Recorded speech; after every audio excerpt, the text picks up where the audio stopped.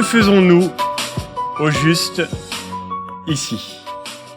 Que faites-vous ici? Ou plus exactement, que faisons-nous dans ce monde qui nous entoure et dont la complexité est prisonnière du sens que nous pouvons lui donner? Quelle est la nature de ce monde dans lequel nous sommes placés?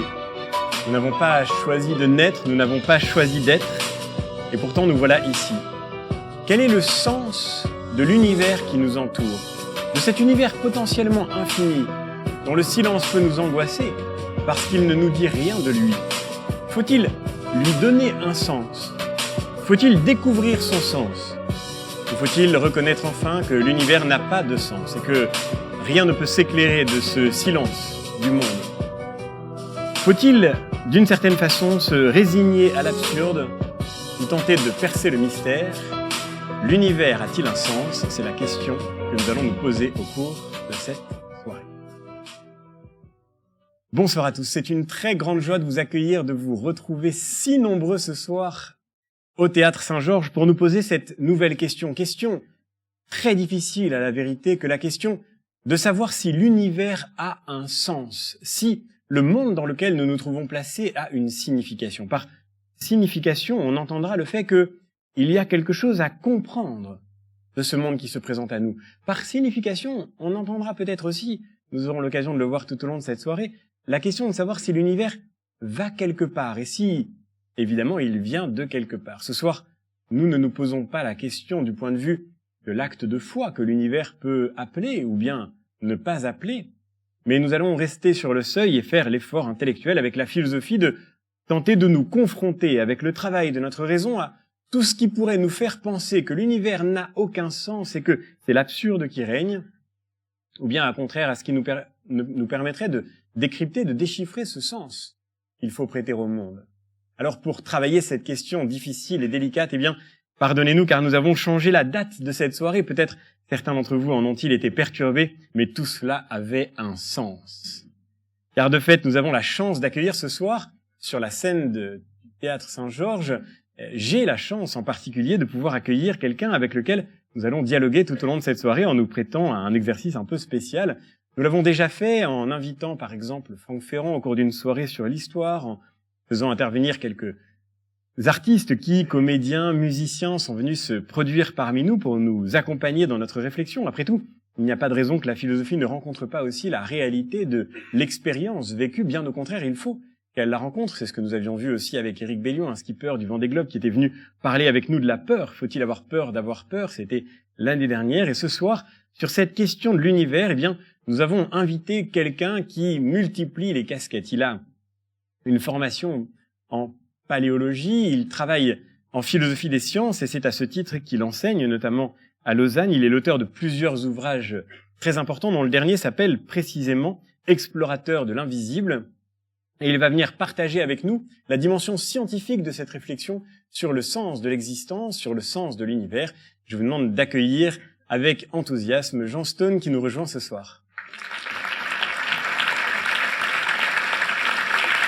Voilà.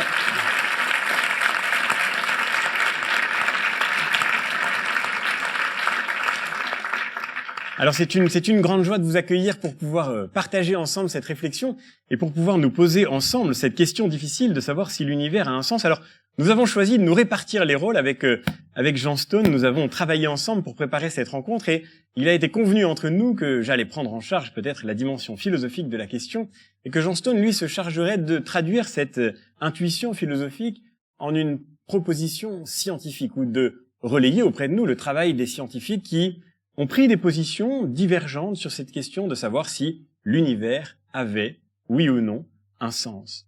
Et pour commencer à parler de cette question, pour partir du point de départ, il faut partir évidemment de ce qui fait l'état actuel de la science, l'état actuel aussi de la conscience du monde. Nous vivons une époque qui est marquée par une réponse particulière à la question du sens que pourrait avoir l'univers. Et cette réponse, elle est contenue tout entière dans ce qu'il est convenu d'appeler le désenchantement du monde. Je voudrais vous en dire un mot pour que nous puissions situer la réflexion et Jean Stone nous parlera des scientifiques qui ont illustré ce désenchantement du monde et puis ensuite nous tenterons peut-être ensemble, si vous le voulez bien, d'essayer de le réenchanter un peu pour que vous puissiez vous faire votre avis et repartir ce soir avec l'idée la plus juste possible. Le désenchantement du monde, c'est le lot de ce qu'on appelle la modernité, du point de vue des sciences en particulier. La science moderne, en effet, a contribué à défaire l'enchantement, à rompre l'enchantement.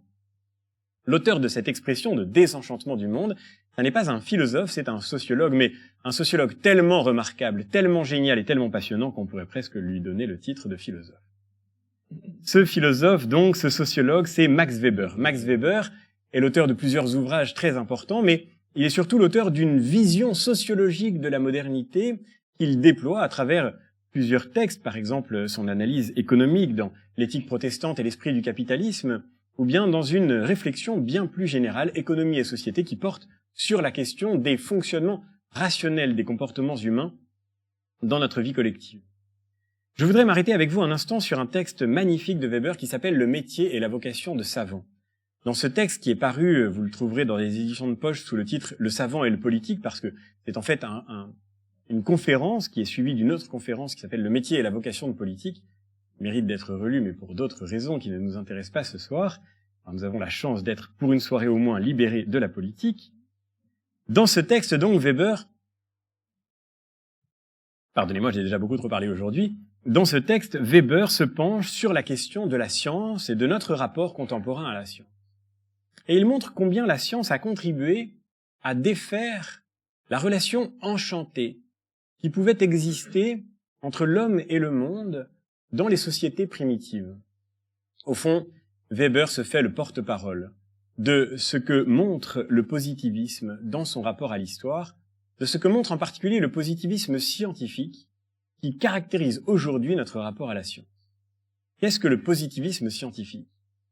Le positivisme a été fondé par un philosophe qui s'appelle Auguste Comte, qui en a été le grand prophète, pourrait-on dire, qui en a été le grand doctrinaire, en tous les cas, à travers une série de cours qu'il intitule lui-même le catéchisme positiviste.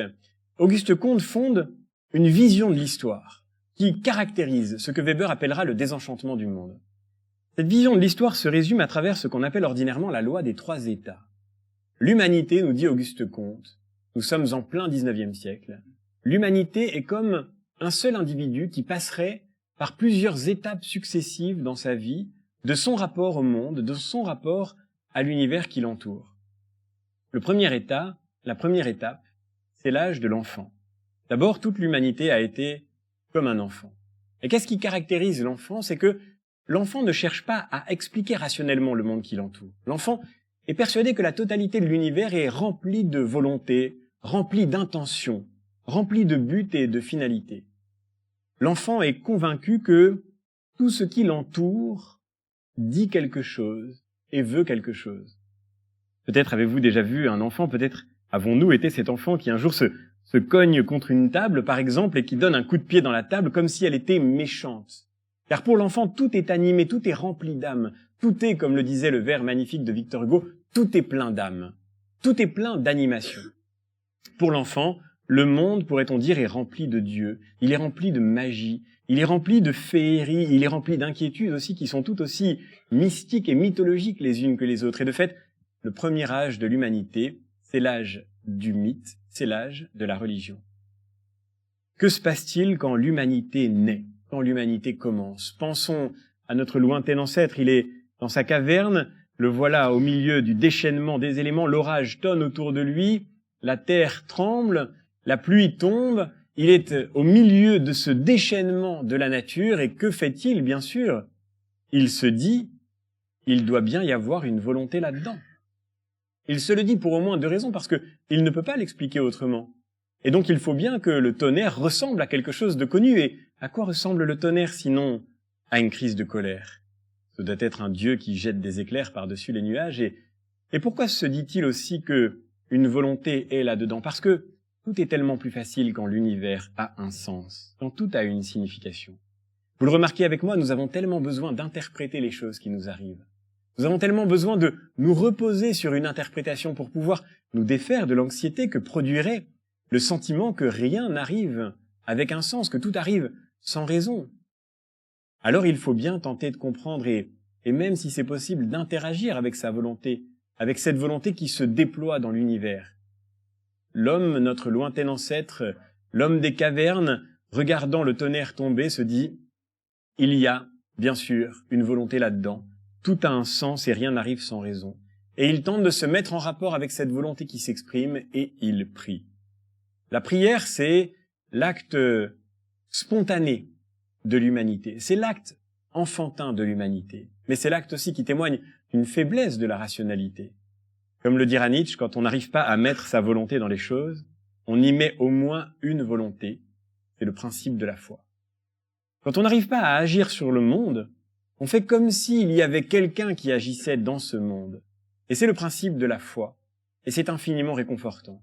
Et donc, l'homme des cavernes se met, mais ça n'est pas seulement l'homme des cavernes, pardonnez-moi, c'est l'homme religieux, c'est cet homme enfantin, c'est cette enfance de l'humanité, qui est aussi bien l'homme de la mythologie, de toutes les mythologies possibles. C'est l'homme de la théologie et de toutes les théologies possibles. Le croyant regarde le tonnerre gronder et il se dit « Prions Dieu que l'orage passe rapidement ». Et il se met à prier, et comme par hasard, l'orage s'arrête. C'était donc qu'il y avait un Dieu et qu'il nous a exaucés. L'univers a un sens, tout a un sens dans l'univers pour l'état d'enfance. Rien n'est absurde, tout est signifiant, tout ce qui arrive a un sens, inquiétant ou rassurant, mais tout peut s'interpréter. Et nous pouvons reconnaître en tout une volonté qui nous ressemble, comme le monde est familier, comme le monde est harmonieux, comme un chant, le monde est enchanté. Et la première époque de l'humanité, c'est l'époque de la pensée magique, qui croit pouvoir agir sur le monde en agissant sur la volonté des dieux, en offrant des sacrifices, des libations, des prières, en ouvrant des augures, en écoutant les aruspices. Le premier moment de l'histoire de l'humanité, c'est cette enfance que Auguste Comte nous décrit comme étant ce monde enchanté, le monde enchanté de l'enfance. Mais ça ne dure pas toujours. Petit à petit, la raison s'émancipe. Petit à petit, la rationalité fait sa place au milieu de la pensée et de la tentative de comprendre ce qui se joue dans ce monde. Et la raison prend ses distances avec la pensée magique. Et la raison prend ses distances avec l'interprétation théologique. La raison comprend petit à petit que, par l'effort de l'autonomisation de l'esprit, nous pouvons ne plus nous contenter des récits qui donnent sens au monde, que nous pouvons renoncer à comprendre si nous choisissons d'expliquer. Et après un moment d'adolescence qui est celui de la philosophie, qui est celui de la métaphysique, où il ne s'agit plus tout à fait de religion, mais pas encore vraiment de science, après ce moment de crise d'adolescence, la raison arrive enfin à son âge adulte, et cet âge adulte, c'est celui de la science. L'homme de foi regarde l'orage arriver et il se met à prier, en pensant que Zeus va encore jeter ses éclairs. Puis arrive le spécialiste de climatologie qui dit « Non mais rassurez-vous, tout ceci est un phénomène électromagnétique tout à fait connu. Il ne s'agit pas de prier, il faut mettre un paratonnerre. » Et depuis que nous mettons des paratonnerres, vous le remarquerez avec moi, nous prions beaucoup moins fréquemment pour que l'orage n'arrive pas. Nous avons renoncé à comprendre. Il n'y a rien à comprendre dans un orage. Il n'y a rien à interpréter. Il n'y a pas de raison profonde à chercher. Il suffit seulement d'expliquer. Comprendre ou expliquer. Chercher un sens ou trouver la cause. La science moderne nous promet que bientôt nous n'aurons plus rien à comprendre parce que nous aurons tout expliqué. Que bientôt nous n'aurons plus du tout à prier puisque nous saurons agir sur le monde qui nous entoure. C'est quand on ne sait pas mettre sa volonté dans les choses, nous disait Nietzsche, qu'on y met une volonté, et c'était le principe de la foi. Mais maintenant que nous savons que l'orage est un phénomène électromagnétique, nous mettons des paratonnerres. Et notre volonté transforme le monde et nous garantit une forme de sécurité qui rend les besoins religieux superflus. Pourquoi prier encore quand nous avons des paratonnerres, une sécurité sociale et des cachets d'aspirine? Il n'est plus nécessaire de supplier Dieu, comme nous le mentionnions avec Pascal, en rencontrant Blaise Pascal au cours de la dernière soirée. Il n'est plus nécessaire de prier Dieu pour lui demander le bon usage des maladies, mais non, allez voir un médecin et prenez une aspirine. Enfin, ce serait totalement ridicule de penser qu'il faut comprendre ce que Dieu veut vous dire à travers votre maladie. Ce qui compte, c'est de vous soigner, et c'est tout. Et si nous savions soigner toutes les maladies, nous saurions qu'il n'y a rien à comprendre. La science moderne, nous dit Comte, est la clé de ce progrès que nous espérons tous ensemble. Elle est l'occasion de se réconcilier avec une marche de l'histoire qui nous conduit inexorablement vers l'âge adulte, et qui, en nous conduisant inexorablement vers l'âge adulte, ne cesse de faire disparaître la mythologie, la magie, la théologie. Au fond, nous sommes tous positivistes. Ce qui est très frappant, c'est que nous avons un rapport souvent très relativiste à la vérité, mais un rapport profondément dogmatique à la science. Nous croyons que la vérité n'existe pas, sauf quand il s'agit de la science, et dans n'importe quel de nos débats, le plus compliqué soit-il, il suffit que quelqu'un dise « c'est scientifiquement prouvé » pour mettre fin à la discussion. La science dit la vérité avec une certitude absolue. C'est fini les discussions, c'est fini les incertitudes, c'est fini les complications, les difficultés qui pouvaient survenir avant. On a fait des siècles de débats au milieu de la scolastique pour savoir si la toute-puissance de Dieu voulait dire que l'homme était plus ou moins libre ou que l'homme n'était pas libre. Tout cela est terminé. Tout ce que la science peut saisir échappe subitement au débat. Tous les lieux que la science investit mettent fin à la recherche d'une compréhension possible. Là où on sait tout expliquer, on ne cherche plus à comprendre. Et la sécurité souveraine de notre explication se substitue petit à petit aux incertitudes des débats d'interprétation, des exégèses impossibles, des conversations interminables. Il nous reste un grand espoir maintenant, dit Auguste Comte. Au fond, la science moderne s'est saisie petit à petit de tous les champs du savoir. Elle s'est saisie d'abord de l'astronomie, on en reparlera sans doute, elle s'est saisie de la physique, et puis ensuite de la biologie, et puis ensuite elle s'est saisie des sciences de l'homme, et l'homme lui-même est devenu un objet de science. On allait, c'est vrai, mettre fin aux ténèbres de la philosophie. Que faites-vous encore ici? Allez écouter des psychologues, ils vous parleront de l'âme humaine bien mieux que ce que la philosophie pourrait vous enseigner. Pourquoi lire encore Platon et Aristote quand nous savons tout sur le psychisme de l'homme? Et bientôt, la science va se saisir de ce dernier lieu qui lui échappe encore plus pour très longtemps, nous dit Auguste Comte. Ce lieu, c'est la politique. Pourquoi débattre indéfiniment à partir de ce que nous comprenons du monde dans lequel nous agissons? Mieux vaudrait pouvoir expliquer les grandes causes qui font agir les hommes. Il n'y a pas de raison que nous ne puissions pas construire une physique sociale mathématisée, tiens, par la même occasion, qui nous dira avec certitude qu'il n'y a rien à comprendre et qu'il suffit d'expliquer. Les comportements humains n'échappent pas à la règle, et nous ne regardons les comportements humains comme des choses mystérieuses et peut-être même quasiment magiques que parce que nous n'avons pas encore trouvé la clé qui permettait de les expliquer, qui permettait de réconcilier ces deux grands principes de la physique d'Auguste Comte que sont l'ordre et le progrès. L'ordre et le progrès à la fois, l'ordre dans le progrès et le progrès mais dans l'ordre. C'était la clé pour Auguste Comte qui allait mettre fin à l'histoire de la politique. C'était la fin des clivages. C'était en même temps l'ordre et le progrès. Il n'y avait plus de débat politique nécessaire et nous allions pouvoir nous réconcilier tous ensemble sous le gouvernement des experts. Toute situation ressemblante à quelque chose d'ayant existé ou d'existant serait purement fortuite, bien sûr. Donc, il y a là, dans la promesse du positivisme, quelque chose comme la promesse d'un progrès et d'une fin de l'histoire merveilleuse. Mais il y a aussi, évidemment, et c'est ce que Weber nous dit, ce grand désenchantement du monde, car le monde désormais n'est plus habité par les dieux. Les dieux ont fui le réel. Il n'y a plus rien à comprendre. Il n'y a plus personne avec qui entrer en interaction. Pour le grec, pour le latin, pour le paysan du Moyen-Âge, le monde était rempli de signes et de significations. Désormais, plus rien ne nous fait signe. Plus rien dans la nature ne fait sens. Plus rien ne peut nous parler. La nature ne nous parle plus. Là où jusque-là, tout ce que nous pouvions voir était rempli de messages. Il semble que désormais plus rien ne soit animé d'une signification quelle qu'elle soit. Quand nous regardions voler les oiseaux, nous les interprétions dans la forme de leur vol comme le signe d'un bon ou d'un mauvais augure, et ainsi, la forme même du vol des oiseaux pouvait nous parler. Mais désormais, le vol des oiseaux ne nous dit plus rien. Plus rien ne parle dans le monde est devenu muet. Il ne chante plus, le monde est désenchanté.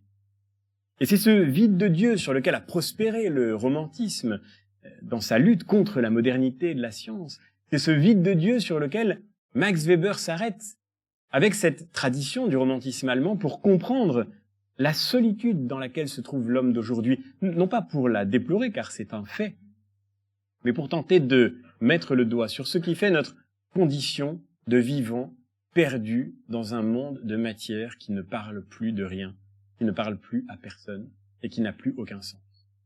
Le jour où nous pourrons tout expliquer, nous saurons tout, nous pourrons tout, car tout savoir permet de tout pouvoir en quelque sorte.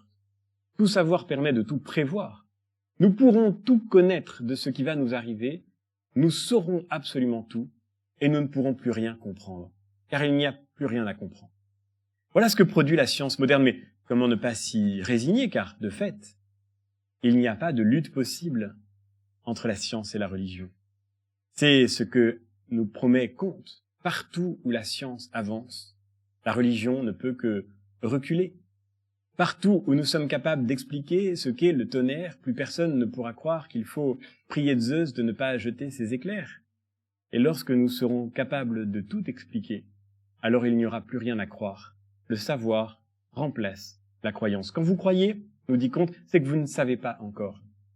Et si vous ne savez pas encore, c'est que nous ne sommes pas encore arrivés au bout de notre recherche. La grande promesse de la science moderne, dit Weber, ça n'est pas que nous savons tout aujourd'hui. La grande promesse de la science moderne, c'est que si on voulait bien s'y consacrer, on pourrait tout savoir et qu'un jour, on saura tout. Et si on affirme qu'on peut tout savoir, alors on affirme que, par principe, il n'y a rien à comprendre, qu'il ne faut pas chercher à comprendre et qu'il faut se faire à l'absurdité de ce monde dont les mécanismes nous deviennent parfaitement familiers, sans que personne ne puisse dire qu'ils ne disent rien à personne. Voilà au fond, peut-être pour une brève introduction, ce qu'est le désenchantement du monde. Et peut-être, cher Jean Stone, maintenant je vous laisse nous dire au fond comment il se traduit dans le vocabulaire de la science. Merci, bonsoir à tous, et merci à François-Xavier de l'invitation, qui est un plaisir pour moi. Donc effectivement, il vous a fait une très bonne introduction sur ce désenchantement du monde, et comme il l'a souligné à plusieurs reprises, ce désenchantement n'a été possible et n'a été permis que par le progrès scientifique. Ça, c'est très important et nous allons y revenir. Alors, mon ami l'astrophysicien Trinh Xuan Tuan, auteur de beaux ouvrages sur l'univers, parle souvent dans une belle formule du fait que le fantôme de Copernic n'a pas cessé de nous hanter. Le fantôme de Copernic. Pourquoi? Eh bien, parce que comme vous le savez tous, cette première partie, je la ferai plus courte parce que je vais passer plus de temps sur la deuxième. Ça, c'est des choses bien connues. Copernic et Galilée ont chassé la Terre de sa place centrale dans l'univers. Nous sommes autour d'une étoile de banlieue, aux 2/3 du rayon de la galaxie, et parmi des milliards d'autres galaxies identiques. Vous voyez? Donc, j'ai une image d'une galaxie où il y a une petite flèche marquée « Vous êtes ici ». Voilà. Au troisième bras spirale, deuxième carrefour à gauche, etc. Donc, on n'est plus au centre du monde. Mais attendez, avec Darwin, on n'est plus au centre de la nature. On n'est pas la créature créée par Dieu. Nous sommes un singe un peu amélioré. Donc, nous sommes plus et avec Sigmund Freud, troisième étape, on n'est même plus au centre de nous-mêmes. Parce que notre inconscient est plus important pour nos manifestations, pour la façon dont nous nous comportons que notre conscient. Et ce qui est intéressant, c'est que Freud en était lui-même conscient, c'est le cas de le dire. Freud a parlé de la triple humiliation. Il a dit, il y a Copernic, on n'est plus au centre du monde, Darwin, on n'est plus au centre de la nature, et moi, Sigmund Freud, on n'est même plus au centre de nous-mêmes. Voilà. C'est ça le fantôme de Copernic, c'est ça cette idée que François-Xavier nous a très bien décrite, ce retrait en quelque sorte de l'interprétation religieuse du monde au fur et à mesure que progresse la compréhension scientifique. Et alors, il y a d'autres étapes. Laplace, qui a été un des très grands scientifiques justement de la compréhension du fonctionnement de l'univers, publie en 1800 un livre qui s'appelle « Le système du monde ». Et Napoléon lui demande où est Dieu dans son système du monde. Et Laplace a fait cette réponse célébrissime « Sire, je n'ai pas besoin de cette hypothèse ». Le monde s'explique très bien sans Dieu. Pourquoi? Parce que Laplace dit, c'est intéressant, il appelait ça le démon de Laplace, notez-le bien. Le démon de Laplace, dit-il, c'est un esprit qui pourrait connaître toutes les positions de toutes les particules dans l'univers et qui pourrait, avec les lois de la gravitation et l'électromagnétisme, en déduire donc tout le futur de l'univers. Vous connaissez l'instant présent, vous en déduisez tout le futur. François-Xavier a très très bien dit, le vrai projet de la science moderne, le projet positiviste, c'est de dire qu'en théorie, on pourra tout comprendre, même si on ne comprend pas tout aujourd'hui. Et c'est exactement ce que nous dit Laplace. Laplace dit, moi, Marquis Simon de Laplace, je ne saurai jamais tout, mais un esprit qui connaîtrait la position de toutes les particules de l'univers vous dira tout le futur de l'univers. Voilà, c'est le grand moment de bascule. Et puis, 50 ans après, il y a évidemment Darwin. Darwin qui vous dit, voilà, l'idée que vous avez effectivement des êtres vivants qui semblent créés par Dieu pour accomplir certaines fonctions. Vous avez des organes fabuleux, par exemple comme l'œil. Eh bien, en fait, tout ça, ça a été fait par le hasard et la sélection naturelle. Attention, le hasard tout seul, ça donne rien. Mais la sélection naturelle. Par exemple, prenons l'œil. Beaucoup de gens ne comprennent pas, d'anti-darwiniens parfois un peu simplistes, ne comprennent pas à quel point l'œil peut s'expliquer de façon darwinienne. Vous avez au départ un simple être vivant qui a une cellule translucide, c'est une espèce de bactérie, et cette cellule lui permet de savoir où est la lumière. Donc elle est dans l'eau, elle va, elle va vers la surface, elle a plus à manger. Ensuite, il y a 2 cellules photosensibles, 3 cellules, 4 cellules. Ces cellules vont faire une petite coupelle. Cette coupelle va se remplir d'eau. Ça fait tout petit truc, une vision très très très floue. Après, cette coupelle va se refermer. Ça s'appelle un otyle. Vous n'avez pas encore le cristallin, mais ça commence à donner une vision, et ainsi de suite. Bref, je simplifie. En 144 étapes, en changeant chaque fois beaucoup moins d'1% d'un œil, vous passez de pas d'œil du tout à l'œil parfait, qui est le nôtre, l'œil caméra, comme on dit, qui fait du zoom comme une caméra.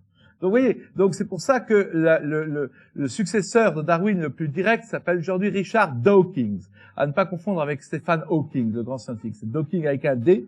Et Dawkins, c'est un biologiste, a écrit L'horloger aveugle. Et il a en but, en fait, William Paley. Il faut savoir que Darwin, toute sa vie, quand vous lisez Darwin, l'origine des espèces Darwin, il lutte toute sa vie contre le fantôme de William Paley. Qui est William Paley? C'était un pasteur protestant qui était très en vogue à l'époque où Darwin était jeune, et Paley dit l'argument suivant. Quand vous voyez une montre dans la rue, vous savez qu'il y a un horloger. C'est évident. La montre n'a pas été faite par le vent, la pluie et même la sélection naturelle. Là, évidemment, c'est un horloger qui a fait cette montre. Et donc, tout ce que fait Darwin, c'est de dire, se battre contre le fantôme de Paley et dire, mais pas du tout, c'est la sélection naturelle qui peut faire les organes complexes, qui peut faire les structures complexes. Il l'appelait d'ailleurs ma divinité, la sélection naturelle, Darwin. Et donc, 150 ans après Darwin, le livre de Richard Dawkins s'appelle L'horloger aveugle. Il dit, mais il n'y a pas d'horloger. L'horloger, c'est la sélection naturelle. Donc, justement, ça a l'air, les êtres vivants ont l'air de ressembler à des objets comme des montres, mais en fait, il n'y a pas besoin d'un horloger. Et donc, il faut savoir aussi que Dawkins a fait un autre livre qui s'appelle Pour en finir avec Dieu, vendu à des millions d'exemplaires sur Terre, puisqu'il n'est pas seulement un biologiste, mais aussi un athée professionnel et militant, et que justement, il dit que depuis Darwin, on peut être un athée intellectuellement comblé. Parce que avant Darwin, c'était pas possible, il y avait quand même un truc à expliquer. Et puis, l'étape suivante, et cette étape suivante, c'est bien sûr notre cerveau. C'est bien sûr l'idée que, en fait, comme l'a dit le prix Nobel Francis Crick, c'est pas n'importe qui, c'est l'homme qui a découvert l'ADN, donc c'est l'un des 2 découvreurs de l'ADN, Francis Crick. Il a été élevé dans une base culturelle chrétienne. Donc pour lui, l'athéisme, il appelle ça l'hypothèse stupéfiante. Pour lui, c'est stupéfiant d'être athée. C'est une libération, c'est incroyable de pouvoir être athée. Et donc il dit, l'hypothèse stupéfiante, c'est que vous, vos joies, vos peines, vos angoisses, votre sentiment d'exister, d'être une personne humaine, votre libre arbitre, tout ça, c'est que l'émanation d'un certain nombre d'activités de cellules nerveuses. Tu n'es rien d'autre qu'un paquet de neurones, nous dit Francis Crick. Tu n'es rien d'autre qu'un paquet de neurones. Et c'est là qu'on touche véritablement le cœur de ce désenchantement du monde. Mais c'est pas encore fini. Vous avez pas encore tout vu. Et oui, car aujourd'hui, le dernier avatar du scientisme, c'est ce qu'on appelle le transhumanisme. Et il y a 3 sortes de transhumanisme. Il y a le transhumanisme de type 1, c'est-à-dire celui de l'homme qui valait 3 milliards, vous savez, le feuilleton qu'on voyait dans notre enfance, là, Steve Austin, le cosmonaute qui avait perdu des jambes et un bras, et qui était un homme robot, un cyborg.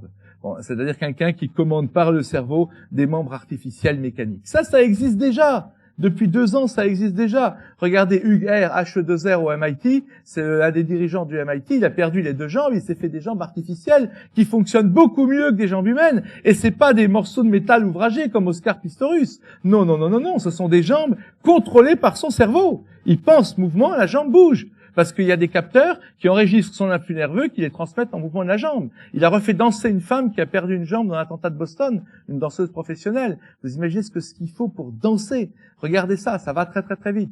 Le deuxième transhumanisme, c'est le transhumanisme biologique. On a eu un Chinois récemment, un professeur chinois qui a fait scandale en faisant modifier des embryons de façon encore illégale en Chine, même en Chine c'est illégal, c'est vous dire, pour arriver à faire une manipulation génétique pour essayer que l'homme soit effectivement résistant au sida. Mais ça c'est encore rien. C'est encore rien parce qu'il y a le transhumanisme ultime de stade 3 qui a en fait deux aspects. Après le transhumanisme donc mécanique, raccorder des membres artificiels sur les êtres humains, le transhumanisme biologique, eh bien il y a le transhumanisme ultime. Le transhumanisme ultime, donc deux facettes. Un, c'est la mécanisation de l'homme et l'autre, c'est l'humanisation des robots. Oui. C'est-à-dire, vous avez, cher François-Xavier, vous avez beaucoup aimé, n'est-ce pas, le mariage pour tous. Vous l'avez beaucoup aimé. Eh bien, je vais vous dire, vous allez adorer l'étape suivante. L'étape suivante, c'est le mariage homme-robot. Et ce n'est pas une blague. David Levy, qui est un grand spécialiste de la robotique, explique qu'avant 2050, dans l'État du Massachusetts, il fait la prédiction, l'État du Massachusetts a toujours été le plus avancé, entre guillemets bien sûr, le plus avancé pour les mœurs aux États-Unis. C'est le premier endroit où on a autorisé le mariage entre couples de races différentes. Et ben il dit, avant 2050, le Massachusetts va autoriser le mariage homme-robot. C'est une certitude, il n'y a pas à discuter. Regardez, il y a un siècle et demi, on interdisait le mariage entre blancs et noirs. Aujourd'hui, c'est une évidence. Là, on interdisait, il y a quelque temps, le mariage entre personnes du même sexe. Aujourd'hui, ça commence à être admis sur toute la planète et dans tous les pays. Et ben la prochaine étape, c'est évidemment le mariage homme-robot. Si vous ne me croyez pas, vous pouvez lire un livre de Serge Tisseron, un sociologue, qui dit vers l'empathie artificielle. Le titre du livre, c'est Le jour où mon robot m'aimera. Et évidemment, Tisseron dit ça non pas pour s'en féliciter, contrairement à David Levy, mais pour le craindre. Parce qu'il dit, l'amour, c'est en fait accepter que l'autre ne soit que ce qu'il est. C'est accepter que l'autre soit une personne libre et indépendante, et pas exactement la personne que vous voudriez avoir en face de vous. Mais le robot, lui, il va exactement adopter à 100% tout ce que vous voulez de votre conjoint. Donc quand vous aurez en face de vous un robot qui passera parfaitement le test de Turing, et ça c'est une certitude, ça se fera. Le test de Turing, c'est vous discutez avec un être humain, vous discutez avec un robot. Au bout d'une heure, vous ne savez pas qui est l'être humain et le robot. Évidemment, si vous les avez par Internet ou au téléphone, pas en physique devant vous, eh bien ça, si vous n'êtes pas capable de savoir qui est le robot, qui est l'humain, au bout d'une heure ou une demi-heure de discussion, le robot a gagné. Aujourd'hui, aucun robot ne passe ce test, mais si vous prenez Sophia, le robot de Hanson Robotics à Hong Kong, vous verrez, les Saoudiens lui ont donné un passeport saoudien. Alors que les femmes n'ont même pas forcément l'égalité avec les hommes là-bas. Mais bon, c'est pas grave. Il a son passeport. Pourquoi? Parce que dans une grande manifestation en Arabie Saoudite, ce robot est capable de 5 minutes sur scène de tenir une discussion normale. Et si on le pousse un petit peu, c'est évident qu'il craque tout de suite. Donc on en est encore loin. Mais c'est une certitude, c'est une question de temps, suffit d'attendre. On aura effectivement des robots qui seront exactement indifférenciables d'un être humain, qui pourront simuler la haine, l'amour, la colère, etc. Et donc dans ce cas-là, qui vous dit qu'on ne va pas préférer un robot à un être humain. Vous voyez que c'est c'est pour ça que je dis la manif pour tous, c'était une chose, mais la prochaine manif qui arrive contre le mariage homme-robot, je peux vous dire que ça va être autre chose. Il y aura peut-être des guerres civiles, parce que là, c'est vraiment l'humain qui est touché. Vous voyez, on est au cœur du truc. Mais ça s'arrête pas là. Parce qu'il y a le transhumanisme, qui consiste donc à améliorer l'homme, et à vivre, vous dit Ray Kurzweil, qui est le grand pont, il est pas très connu en France, c'est le grand pont du transhumanisme. Quand on lui dit, mais c'est horrible tout ça, là. Vous avez un monde où l'humanité va disparaître, on va être remplacé par des robots. Il dit, mais non, c'est merveilleux, au contraire. C'est merveilleux, parce que nous allons vivre éternellement. Toutes les religions vous mentent, dit Ray Kurzweil. Toutes les religions vous promettent sous une forme ou une autre une vie après la mort, mais toutes les religions vous mentent, car il n'y a pas de vie après la mort. La seule vraie religion, dit Ray Kurzweil, c'est nous, les transhumanistes, parce que nous, on va vous faire vivre éternellement. Bien sûr, malheureusement, pas sous la forme que vous connaissez. On vivra éternellement des petites boîtes électroniques dans des ordinateurs, on va downloader notre cerveau et on vivra éternellement dans des ordinateurs. Et Ray Kurzweil y croit tellement, il a 69 ans, qu'il prend un régime prototype fait par les plus grands laboratoires américains, 200 pilules par jour. Pourquoi 200 pilules par jour? Parce que pour lui, ce qu'il appelle la singularité, cette fusion homme-robot, cette fusion entre l'esprit et la machine, c'est dans à peu près 30 ans. Et donc ce serait horrible de mourir 5 ans avant l'immortalité. Imaginez que vous mourrez 5 ans avant l'immortalité. C'est quand même terrible, non? Donc il prend 200 pilules pour essayer d'arriver. Et vous savez quoi? Google l'a nommé directeur de recherche pour les nouveaux projets avec un budget illimité.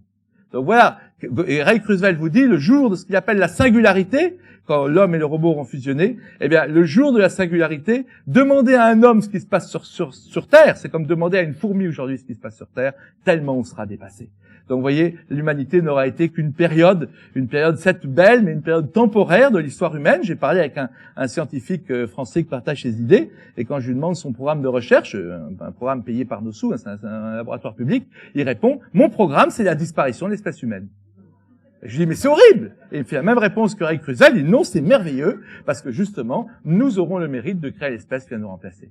Donc, vous voyez, cette idéologie-là et cette façon de penser, ne cherchez pas ailleurs la source de tous les problèmes de perte de sens dans le monde contemporain. Comme François-Xavier vous l'a très bien expliqué, c'est ça le problème de fond, de base. C'est-à-dire que nous avons toujours eu la souffrance, nous avons toujours eu le mal naturel, nous avons toujours eu des enfants innocents qui mouraient, etc., etc. Il n'y avait pas d'athées dans le passé. Il n'y avait pas d'athées, ou il y avait très très peu, quelques philosophes, genre Démocrite, Lucrèce, quelques esprits forts, mais il n'y avait pas d'athées parce que les gens avaient besoin de Dieu pour tout expliquer, le tonnerre, etc., comme François-Xavier vous l'a très bien dit. Donc aujourd'hui, cette perte de sens qui nous rend schizophrènes, c'est ce que un écrivain qui s'appelle Piston a très bien décrit, c'est le problème gravissime du fait que nous sommes des hommes coupés en deux. Nous avons un fossé entre d'un côté notre tradition qui nous dit que nous sommes des êtres humains porteurs de sens avec une âme éternelle, et la science à laquelle nous devons tant de choses qui nous dit mais pas du tout, vous êtes qu'un truc de neurones.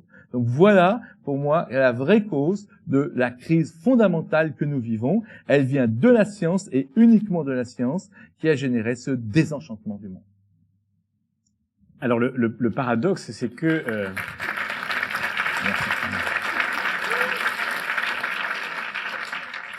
le paradoxe, c'est que comme vous venez de le montrer, le positivisme que j'évoquais tout à l'heure, ce que vous avez décrit comme le scientisme, produit à son tour une forme de réenchantement en quelque sorte. C'est tout le paradoxe de la perspective d'Auguste Comte qui a écrit ce catéchisme positiviste et qui a fini en fondant une religion de l'humanité avec ses temples, avec ses saints.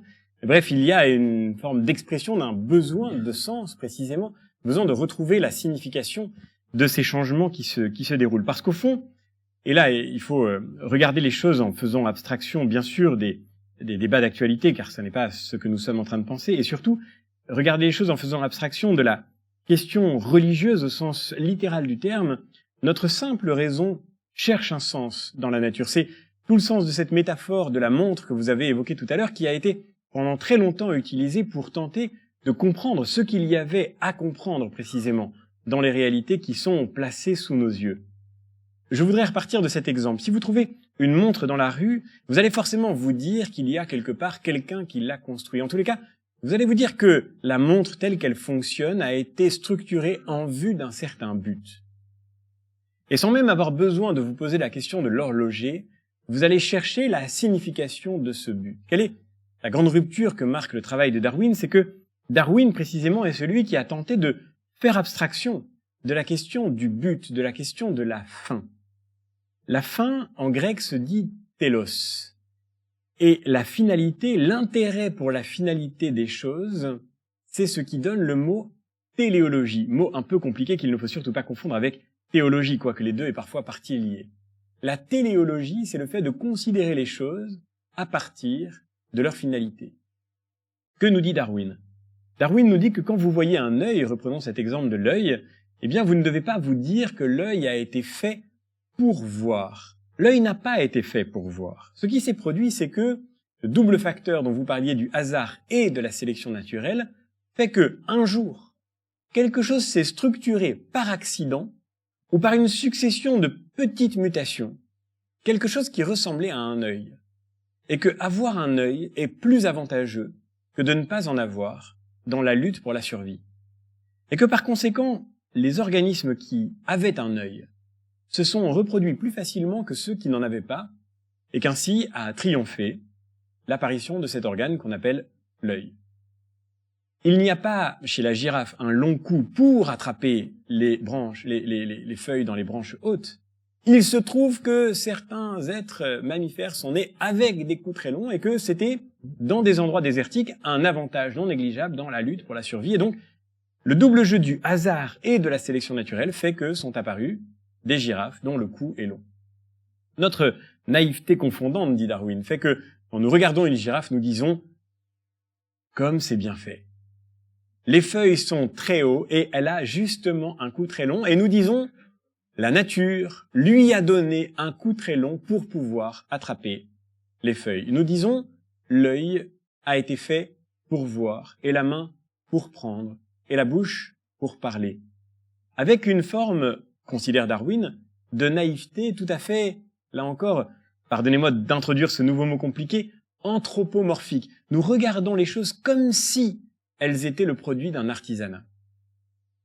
Celui qui incarne le mieux cette perspective téléologique, celui qui incarne le mieux cette rationalité qui tente de comprendre, en faisant non pas l'économie de la question métaphysique, mais de comprendre sur le terrain de la science et de la raison scientifique, de la raison logique, celui qui incarne le mieux cette attitude téléologique, c'est sans aucun doute un très grand philosophe que nous connaissons bien pour le coup et qui s'appelle Aristote.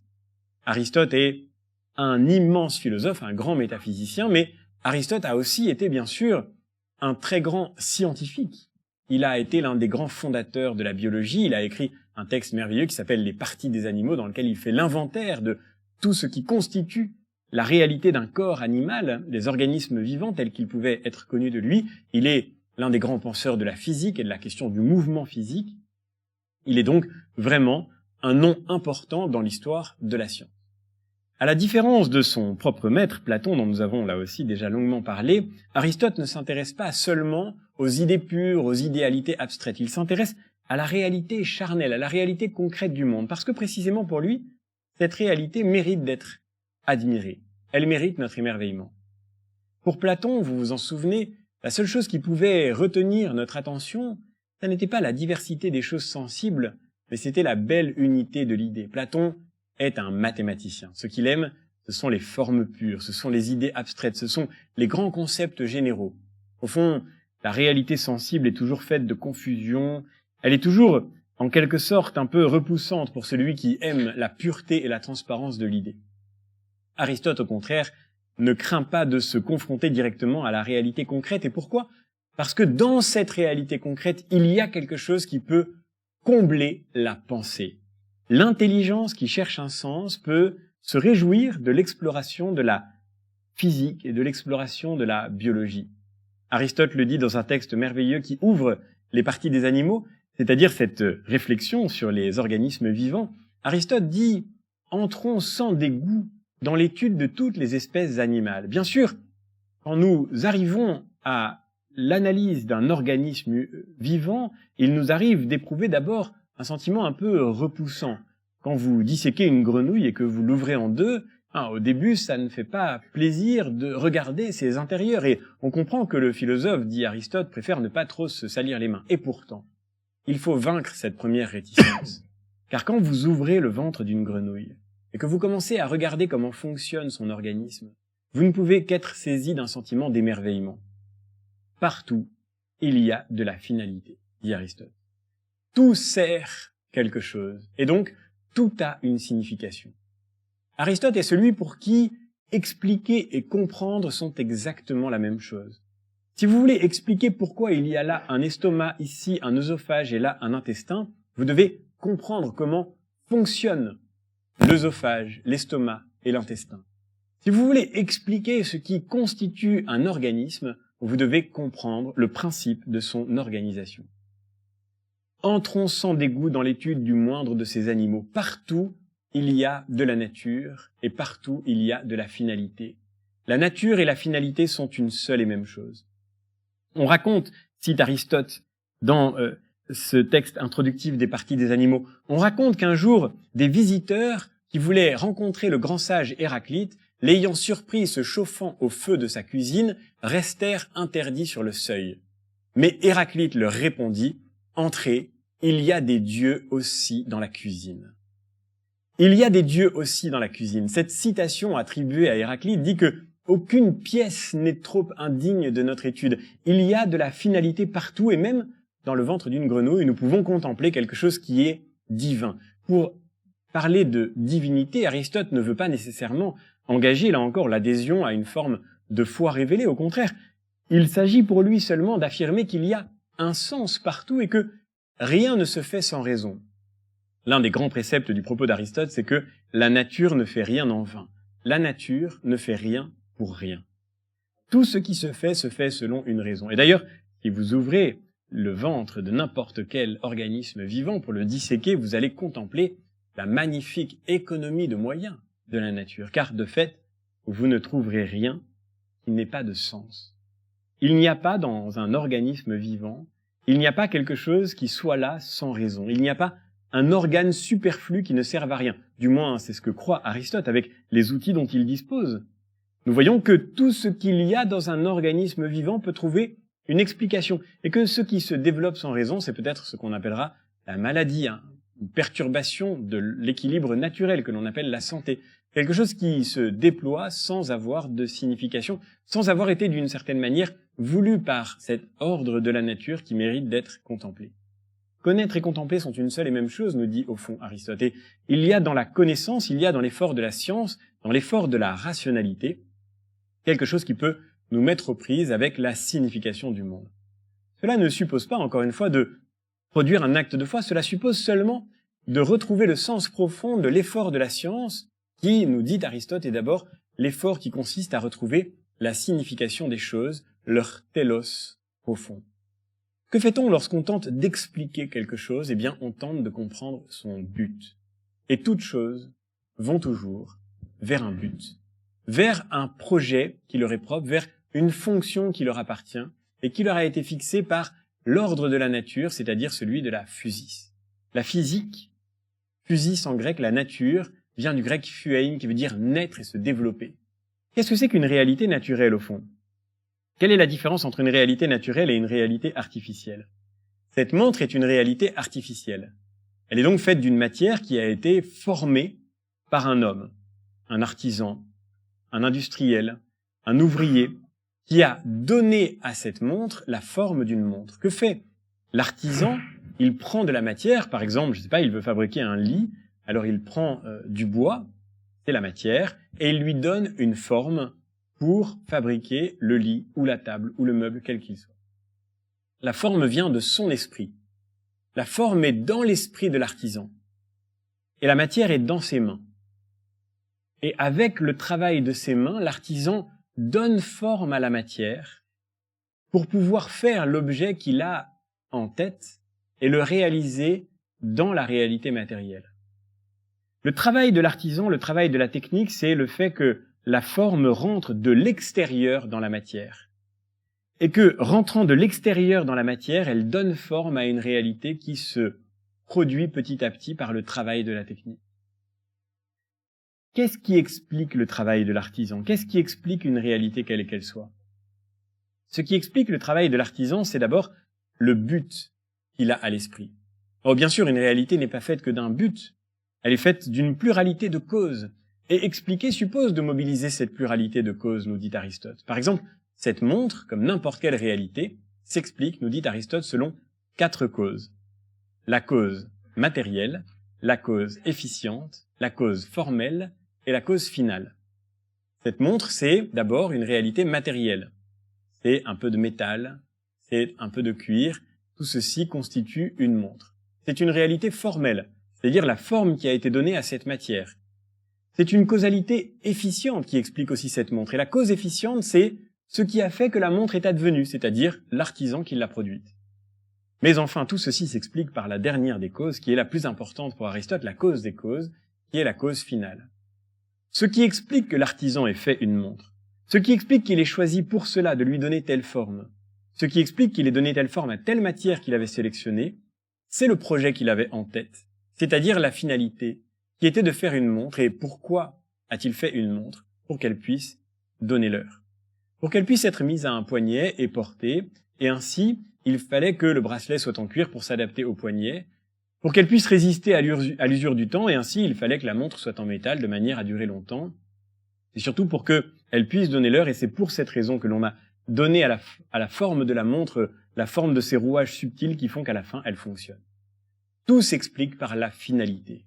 Et si vous voulez comprendre n'importe quelle réalité, la forme qu'a pris la matière, si vous voulez comprendre n'importe quelle réalité, vous devez revenir à sa fin.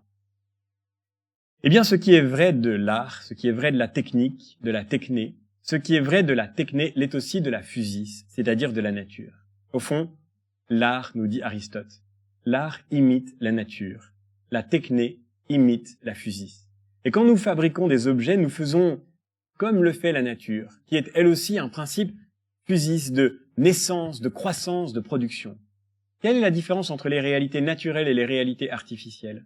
Dans une réalité artificielle, nous venons de le dire à l'instant, la forme est venue de l'extérieur dans la matière, c'est-à-dire elle est venue de l'esprit de l'artisan qui a fait rentrer la forme dans la matière, qui a donné forme à une chose matérielle qui constituait le support de son activité. Dans la nature, au contraire, la forme vient de l'intérieur. Une fleur qui pousse, un végétal qui se développe, un organisme vivant, celui d'un animal qui naît et qui grandit, sont des organismes dont la forme est donnée de l'intérieur de la matière. La forme est, nous dirons, immanente, c'est-à-dire elle est intérieure à la matière. Elle est dans l'être qui se déploie. Et c'est à cela qu'on reconnaît la nature. La réalité naturelle, au fond, ne se distingue pas si singulièrement de la réalité artificielle.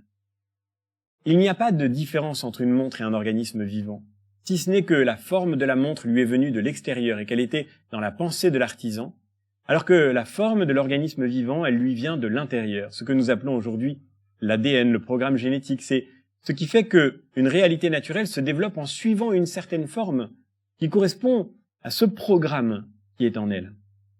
Il n'y a pas une telle différence entre l'art et la nature. L'art se contente d'imiter la nature, et ce sera la clé de cette célèbre théorie de l'imitation par laquelle Aristote fixe le programme de l'esthétique du monde occidental. L'art doit imiter la nature. Mais si l'art imite la nature, c'est d'abord parce que l'art tente de rejoindre cette faculté de la nature d'informer la matière de l'intérieur, et il tente de la rejoindre surtout dans ce sens que précisément, tout dans la nature est absolument signifiant. La nature ne fait rien en vain, de même qu'aucun artisan ne fait quelque chose pour rien. Aucun artisan ne fait quelque chose qui n'aurait absolument aucun sens. Au fond, nous ne savons même pas faire quelque chose qui n'aurait absolument aucun sens. Si nous voulions faire quelque chose qui n'ait absolument aucun sens, nous le ferions encore pour que cela n'ait aucun sens. Ce qui est une manière en réalité de lui donner un sens, n'est-ce pas? Faire quelque chose d'absurde, c'est déjà un projet. Et nous ne faisons rien sans projet. De la même manière que l'artisan ne fait jamais un objet qui n'ait pas de but, qui n'ait pas de signification, même gratuite. De la même manière, la nature ne fait rien en vain. La nature est économe de ses moyens. Tout ce qu'elle fait a toujours un but. Tout ce qu'elle fait obéit toujours à la signification d'un projet. Si nous avons un œil, dit Aristote, c'est pour voir. Si nous avons des mains, c'est parce que nous sommes libres. C'est parce que nous sommes intelligents. Je travaillais cet après-midi même avec mes étudiants sur un texte magnifique d'Aristote dans les parties des animaux, qui s'interroge sur la singularité remarquable de cet organe qu'est la main humaine. Une main humaine. Un organe à nul autre pareil. Aucun autre animal ne dispose de cet organe totalement ouvert à tous les usages possibles que l'on appelle une main. Bien sûr, les autres animaux ont des outils infiniment plus précis que les nôtres. Un crabe a des pinces qui serrent beaucoup plus fort que nos mains ne peuvent pincer. Un aigle a des serres qui peuvent prendre de façon beaucoup plus solide que nos mains ne peuvent attraper. Et de fait, il y a chez tous les animaux des organes déterminés en vue d'un usage précis. Mais voilà, le propre de la pince du crabe, c'est qu'elle ne peut que pincer. Le crabe sait pincer, mais il ne sait pas faire autre chose que pincer avec les pinces qu'il a en lui et que la nature lui a données. Et donc, le crabe se trouve bien embarrassé lorsqu'il s'agit de caresser sa bien-aimée, par exemple, ou bien son robot de compagnie, par exemple. Le crabe ne sait rien faire d'autre que, avec sa pince, pincer. Le crabe a peut-être une carapace très solide pour se défendre des dangers, mais s'il a besoin de courir très vite, il ne peut pas se défaire de cette carapace. Nous avons un organisme singulier qui n'est fait ni de cette précision d'un organe déterminé par un instinct particulier. Nous n'avons pas une main qui soit, comme la pince du crabe, faite pour un seul et unique usage, ou bien une serre qui soit faite pour un seul et unique usage. Nous avons des mains. Et le propre de ces mains, c'est, nous dit Aristote, qu'elles sont ouvertes à une généralité d'usage. Nous pouvons faire de ces mains quelque chose qui pince, qui serre, qui prend, qui touche, qui caresse, qui pose, qui déplace. Nous pouvons faire de ces mains un usage infiniment plus varié que celui que le cheval fait de son sabot, ou bien l'éléphant de ses défenses. Mais pourquoi avons-nous des mains? la question que se pose Aristote est ce qui l'oppose très directement à la perspective darwinienne. Pourquoi avons-nous des mains? Eh bien, nous avons des mains, dit Aristote, parce que nous sommes intelligents, parce que nous sommes libres. Et un être libre, il fallait un organe ouvert à l'infinité des possibles. Si nous avions eu des pinces, nous aurions été embarrassés dans la liberté de notre esprit, car ces pinces ne nous auraient pas servi à produire quelque chose de nouveau. Mais les mains que nous avons nous permettent d'exprimer dans le monde la variété des œuvres que nous avons à leur donner. On peut prédire à partir de la pince du crabe que le crabe va pincer, mais vous ne pouvez pas prédire d'une main humaine ce qu'elle va faire, ni l'œuvre qu'elle va produire, ni le geste qu'elle va poser. Il y a quelque chose d'ouvert dans la main qui fait le signe de la liberté de l'homme. Et donc, nous dit Aristote, et voilà ce qui choque toute la science moderne, la nature, dit Aristote, a donné des mains à l'homme parce qu'il est intelligent, comme on donne des flûtes au flûtiste parce qu'il sait jouer de la flûte. La nature a donné des mains à l'homme parce qu'il est intelligent. Il y a toujours un sens, il y a toujours une finalité, il y a toujours une compréhension à trouver qui est exactement la même chose que celle qui consiste à expliquer. Il ne s'agit pas encore d'une explication théologique, mais seulement d'une téléologie. Et c'est cette téléologie à laquelle la science moderne a, par principe, renoncé. Le propre de la science moderne, c'est qu'elle ne considère plus que l'une des causes d'Aristote qui est la cause efficiente. Et quand Darwin se demande d'où vient l'œil, il se demande quelle mutation accidentelle a pu faire advenir un œil, c'est-à-dire quelle est la cause immédiate qui a fait que l'œil est apparu plutôt que pas apparu. Quel est le hasard de la sélection naturelle qui fait que l'œil s'est conservé plutôt que perdu dans la chaîne des espèces. Cette réduction de la cause à la causalité efficiente, c'est ce qui fait le cœur de la science moderne. Alors bien sûr, il ne faut pas nier, ce serait absurde, son incroyable efficacité dans l'ordre même de la science. Mais peut-être faut-il tenter de trouver quelque chose qui nous permette de comprendre que le travail de la science n'est pas incompatible avec la recherche d'un sens de ce que l'univers nous présente. Alors, on va revenir en 1900. En 1900, c'était un grand moment, comme pour nous l'an 2000, c'était un changement de siècle, vous imaginez. Donc, il y a eu une grande conférence au British Museum avec un grand scientifique de l'époque, Lord Thomson Kelvin, qui a inventé l'échelle de température absolue en Kelvin et qui a dit, voilà, la science, en tout cas la physique, est achevée. On a tout compris, on a tout découvert. Il y a quand même deux petits nuages noirs, disait-il, dans le ciel bleu de la science. Il avait identifié deux choses qu'on n'avait pas expliquées. Une s'appelle l'expérience de Michelson-Morley et l'autre le rayonnement d'un corps noir. Eh bien, ces deux petits problèmes qui paraissent complètement anodins, et c'est ça, pour ceux qui croient en Dieu, je dirais qu'il y a un certain humour divin, vont se transformer en deux tempêtes qui vont totalement dévaster la vision de la science classique que j'ai décrite tout à l'heure et qui vont faire bifurquer le beau projet d'Auguste Comte tel que François-Xavier Bellamy nous l'a décrit. Pourquoi? Parce que ces deux petits nuages noirs vont en fait amener l'un la relativité générale d'Einstein, l'autre la physique quantique. Vous savez que la relativité, c'est l'idée que le temps et l'espace sont relatifs au référentiel dans lequel vous êtes. Vous avez quelqu'un qui part faire le tour de la galaxie à la vitesse de la lumière, il revient 100 000 ans plus tard. Normal, il a fait 100 000 années-lumière en 100 000 ans. Sauf que quand il débarque, lui, il a vieilli de 10 ans. Et que tous les repères de temps et de distance à bord de son vaisseau, la pousse des poils de barbe, les horloges atomiques, tout ce que vous voulez, lui donne que son voyage a duré 10 ans. Et qu'il a parcouru 10 années-lumière en 10 ans. Logique. À la vitesse de la lumière. Sur Terre, on l'a vu aussi à la vitesse de la lumière. Mais il a fait 100 000 années-lumière en 100 000 ans. Eh bien, la relativité vous dit que les deux variables, la galaxie fait 100 000 années-lumière de distance si on la parcourt en 100 000 ans à la vitesse de la lumière, et la galaxie fait 10 ans, et si je vais à la vitesse de la lumière, je la parcours en 10 ans, eh ben ces deux mesures sont aussi vraies l'une que l'autre. C'est déjà ça, l'idée même de la relativité. C'est évidemment vérifié en permanence depuis la mort d'Einstein dans des accélérateurs de particules où des particules se mettent à vivre plusieurs minutes alors qu'elles vivent que quelques secondes. Vous-même, vous pouvez le vérifier. Chaque fois que vous prenez l'avion, vous rajeunissez de 14 millionièmes de seconde par rapport à votre conjoint. C'est prouvé par les horloges atomiques. Alors évidemment, n'espérez pas prolonger votre vie en prenant l'avion tout le temps, parce que le stress que vous aurez en passant les aéroports peut vous faire perdre beaucoup plus que les 14 millièmes de seconde, mais c'est prouvé. Donc cette relativité du temps et de l'espace, première grande découverte, amène la théorie du Big Bang, auquel Einstein, qui était pourtant à la base de cette nouvelle vision, ne croyait pas lui-même. Il a dit plus tard que c'est la plus grande erreur de sa vie. Parce que si le temps et l'espace sont relatifs, eh ben le temps et l'espace peuvent avoir une origine. Ils n'ont pas forcément toujours existé puisqu'ils sont relatifs, d'accord? Eh bien, c'est effectivement ce que va montrer un prêtre catholique, Georges Lemaître, avec un Russe également, Alexander Friedman, qui ne se connaissaient pas et qui tous les deux ont mis en place un modèle d'expansion de l'univers basé sur la relativité d'Einstein. Alors le Big Bang, Évidemment, il ne faut pas dire « Ah ben ça y est, c'est la création divine ». Non, ce serait trop simple. Le Big Bang, c'est simplement l'idée que le temps et l'espace n'ont pas toujours été là, et que donc notre univers n'est pas, et ça c'est très important au plan philosophique, j'y reviendrai, ontologiquement suffisant. Il ne s'explique pas par lui-même. Alors, ah oui, mais il y a peut-être quelque chose, on ne sait pas ce que c'est. Oui, d'accord, mais c'est déjà très important. Parce que vous voyez, c'est une démonstration en creux du fait que notre univers ne se suffit pas à lui-même. Et même si vous postulez qu'il y a eu beaucoup de Big Bang qui ont engendré des univers, qui eux-mêmes ont engendré des univers, eh ben vous savez quoi? L'être humain et la modélisation est tellement puissante qu'on est capable de faire un théorème montrant que à l'origine de tous ces bangs, il y en a eu un qui était le premier. C'est pas éternel dans le passé. Ça peut être éternel dans le futur, on ne sait pas, mais pas dans le passé.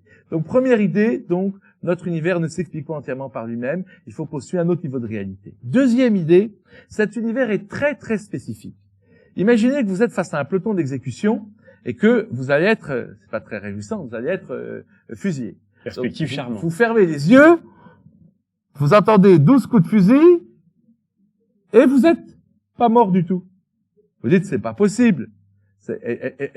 Et un instant, vous pensez que vous avez une chance incroyable. Il y a un tireur avait trop bu, un autre a eu pitié de vous, un autre a été piqué par un moustique au moment du tir. Bref, il y a une explication pour que chaque tireur ait raté la cible. Vous dites non, c'est pas possible. En fait, vous restez les yeux fermés. C'est en fait les amis de la résistance ont soudoyé les tireurs pour tous tirer à côté. Donc je fais semblant être mort. Quand on m'amènera à la mort, il y a certainement quelqu'un qui va me tirer de là. Bref, le jeu est truqué. Eh bien, c'est la même chose pour l'univers. L'univers est truqué aussi. Dans le sens que, si vous changez par exemple un instant, un chouïa à la vitesse d'expansion de l'univers, eh ben, elle va être un peu plus grande, l'univers va se diluer dans le néant. Vous la mettez un tout petit peu plus faible, eh ben, boum, l'univers va s'écraser sur lui-même. Mais vous jouez avec toutes les constantes, la force nucléaire faible, qui fait briller les étoiles. Cette force nucléaire faible, vous la faites un tout petit peu plus fort, les étoiles vont exploser toutes comme des bombages, pas de stabilité des réactions thermonucléaires dans l'univers, il n'y a pas de complexité possible qui peut se développer. Vous la faites un tout petit peu plus faible, cette force nucléaire faible, eh bien, on ne peut pas allumer le feu. Non pas le feu cher à Johnny Hallyday, là, allumer le feu, non. Le feu au sens du feu thermonucléaire. Eh bien, vous avez donc un univers stérile. Dans d'autres cas, vous avez un univers qui s'effondre sur lui-même. Vous pouvez jouer comme ça avec toutes les constantes, on appelle ça le principe anthropique, du grec anthropos, l'homme, et ce principe anthropique vous dit que finalement, cet univers est très très particulier. Alors, il y a une explication. Vous pouvez imaginer que s'il y a des milliers de pelotons d'exécution qui tous les jours tirent sur des gens, il y a un de ces milliers de milliers, vont vraiment postuler beaucoup, où tous les tireurs ont raté leur cible par hasard. Et donc les scientifiques, qui n'aiment pas tellement voir se profiler l'idée d'un principe créateur, n'est-ce pas? Eh bien les scientifiques ont postulé l'idée qu'il y aurait une infinité d'univers indépendants les uns des autres, et que dans chaque univers, vous avez des constantes différentes. Et que donc, il y a un seul univers où il y a les bonnes constantes, et c'est le nôtre, et c'est pour ça qu'on est là. Vous voyez?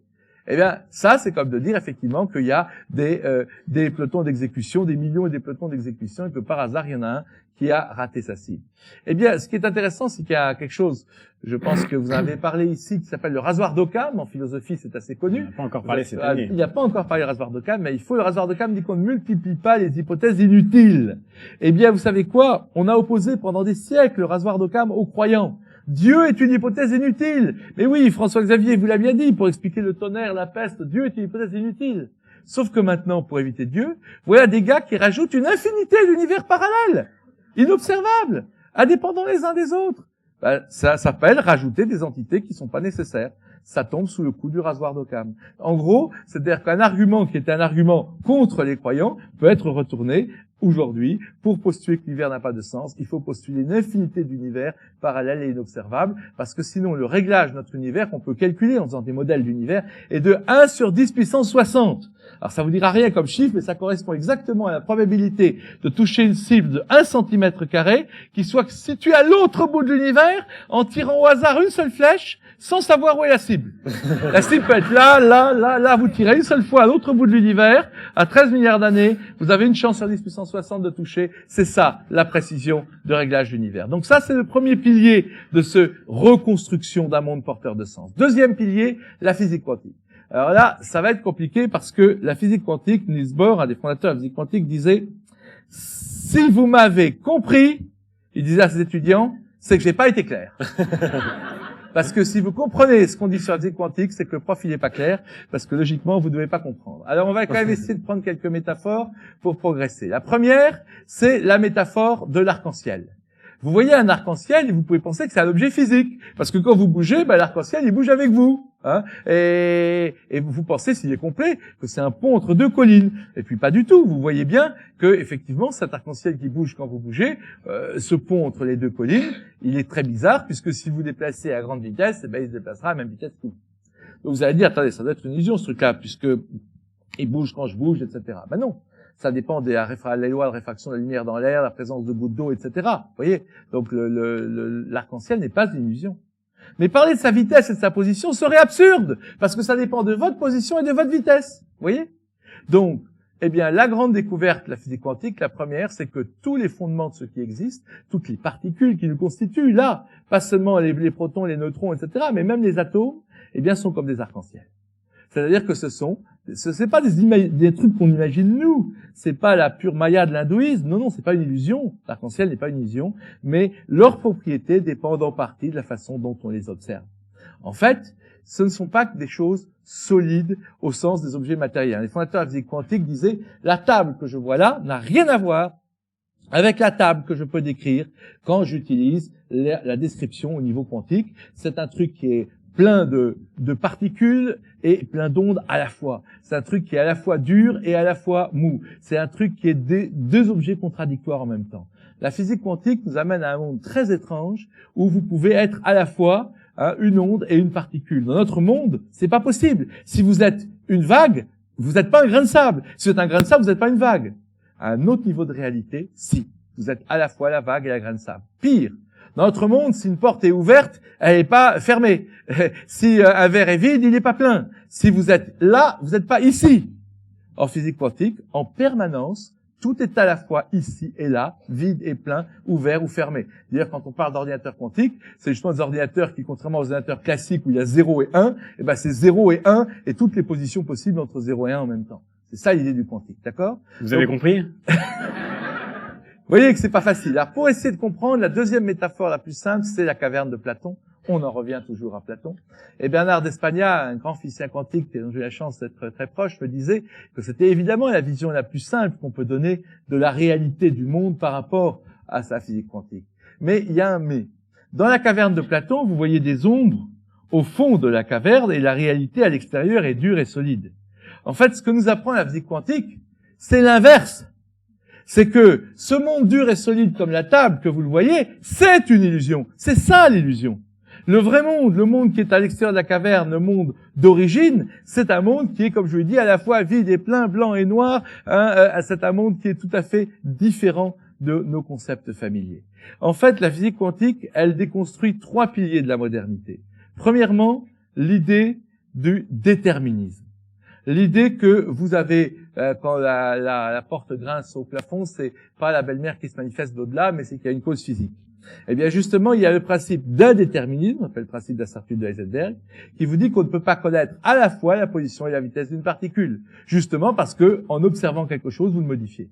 Donc, vous voyez, ça, c'est un principe clé, et ça va avoir un rôle très, très important par rapport à ce que François-Xavier vous a dit tout à l'heure sur le fameux projet de la science de tout expliquer, au moins en théorie. Eh ben, vous pouvez même pas savoir la position et la vitesse d'une particule élémentaire en même temps, vous vous rendez compte?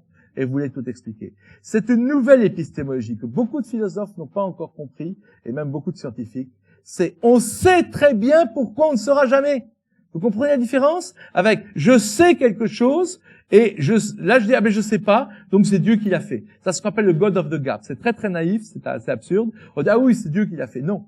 Mais on sait pas, donc non, on saura un jour. Et bien là, on sait très bien pourquoi on ne sait pas. J'insiste, c'est une nouvelle épistémologie. La physique quantique déconstruit le déterminisme, elle déconstruit le réductionnisme. On ne peut pas couper le réel en tranches, à l'idée qu'on pouvait la divisibilité par la pensée, cher aux philosophes. Dans la physique quantique, le phénomène le plus étrange s'appelle la non-séparabilité quantique. Et tout ça est lié, c'est une conséquence directe de tout cet état des deux particules dont je parlais. Vous prenez 2 particules élémentaires, vous les envoyez à 2 bouts de l'univers. Donc pour l'instant, on est à 1000 km de distance, mais ça marchera à 2 bouts de l'univers aussi si on peut le faire. En tout cas, on voit. Et vous tapez sur l'une, et l'autre le ressent instantanément. Alors je vulgarise, mais c'est ça l'idée. Les deux particules sont non séparables, elles sont reliées, elles sont un être unique au-delà de l'espace et du temps, qu'elles soient séparées par 10 mètres, 100 mètres ou 1000 kilomètres. Donc ça, vous voyez, c'est quelque chose qui démolit toutes nos catégories classiques et qui nous dit, troisième idée, la clôture du monde matériel. Le monde matériel est clos sur lui-même. Eh ben non. L'interaction de non-séparabilité dont je vous parle, elle n'est pas dans l'espace-temps. Elle n'est pas dans notre univers. Il n'y a aucune façon de la décrire dans notre univers, nous disent les grands scientifiques là-dessus. Je vais vous faire plein de citations là-dessus. Eh bien, pourtant, elle a une action concrète dans notre monde. Attention, c'est pas l'action des anges, etc. Non, c'est une action de non-séparabilité quantique dans les grands accélérateurs de particules. Vous tapez là, ça agit là, mais ça passe pas par notre niveau de réalité. Si ça passait par notre monde, ça irait à la vitesse de la lumière. Vous voyez. Donc voilà, donc l'idée de la physique quantique, c'est essentiellement une déconstruction de toutes les conceptions matérialistes du monde, mais ça nous oblige, on y reviendra, à un grand changement également philosophique de notre conception du monde. Ensuite, l'évolution. Évidemment, c'est un sujet de conférence à lui tout seul, on a beaucoup parlé de Darwin. Donc pour aller vite, je dirais simplement que vous avez entendu parler certainement de Pierre Teilhard de Chardin, grand jésuite et grand paléontologiste, et il s'intéressait à la fin de sa vie à la convergence. Il étudiait par exemple les rats taupes et les rats taupes marsupiaux. Les marsupiaux, comme vous savez, et les mammifères, l'ancêtre commun n'était évidemment n'était pas un rat taupe, c'était un être qui n'était ni un marsupial ni un mammifère. Eh bien, vous avez le loup mammifère et le loup, par exemple, marsupial, le même animal. Vous avez des convergences. Et ce point est très très important parce que ça veut dire que l'évolution, elle est orientée dans certaines directions. Aujourd'hui, le professeur Simon Conway-Morris, un des grands professeurs de Cambridge sur l'évolution, eh bien, vous dit que si on creuse vraiment les nouvelles visions de la vie, on découvrira qu'en fait, les formes fonctionnelles stables, c'est-à-dire par exemple la forme primate, la forme félin, la forme canidée, sont déterminées depuis le Big Bang. Ça, c'est très très audacieux. Comment on peut dire ça? Prenez l'œil. J'ai parlé de l'œil tout à l'heure. Eh bien, l'œil, à caméra rétine, on peut l'expliquer de façon darwinienne. Mais est-ce que vous savez qu'un œil comme le nôtre, je ne parle pas de l'œil des insectes qui est très très différent, c'est normal, il peut arriver lui aussi par hasard à la sélection naturelle. Un œil comme le nôtre existe chez une espèce d'escargot qui se balade à 1 cm à l'heure au fond des mers, donc il n'a aucune utilité d'avoir un œil perfectionné. Encore plus fort, un œil parfait comme le nôtre existe chez une méduse, la méduse cubocéane, qui vous regarde avec 2 gros yeux noirs, un œil noir de méduse vous regarde, dirait le toréador, eh ben elle a même pas de cerveau. À quoi ça sert un œil aussi perfectionné que nous qu'on n'a même pas de cerveau? Donc, la fonction œil, pas n'importe laquelle, la fonction œil à cristallin rétine, la nôtre, s'est reproduite et apparue indépendamment chez une araignée, chez un escargot, chez une méduse, chez le calamar et chez nous. L'ancêtre commun de tous ces animaux, évidemment, est une bactérie qui n'a pas d'yeux du tout ou juste une cellule photosensible. Donc, vous voyez bien, la preuve est faite. Il y a quelque chose qui pousse l'évolution vers la réalisation, ce que François-Xavier vous disait tout à l'heure, vers un but, la réalisation, par exemple, pas n'importe quel œil, mais d'un œil comme le nôtre à cristallin rétine, par exemple. Et cette idée de convergence évolutionniste, c'est que vous retrouvez partout dans la nature des trucs dont l'ancêtre commun n'avait pas cette fonction ou cet organe, et pourtant l'organe apparaît là. Et donc, il y a 70 exemples chez Simon Conway-Morris, dans un livre non traduit en français, La solution de la vie, qui vous démontre cela. Donc ça vous montre une nouvelle vision de l'évolution. L'évolution, oui, il y a du hasard. Oui, effectivement, le coup de la girafe est dû à un processus purement darwinien. Mais en fait, ce qui est fabuleux, c'est un retournement énorme de situation. C'est pas qu'il y a un œil qui soit pas darwinien. Ce qui est pas darwinien, c'est qu'on est plein de fois le même œil. Vous comprenez? Beau retournement de situation en faveur d'une idée d'évolution orientée. Et ensuite, eh bien, la dernière étape, c'est évidemment le cerveau et la conscience humaine. Alors, la grande question, je vous ai parlé tout à l'heure des robots qui nous imiteront parfaitement.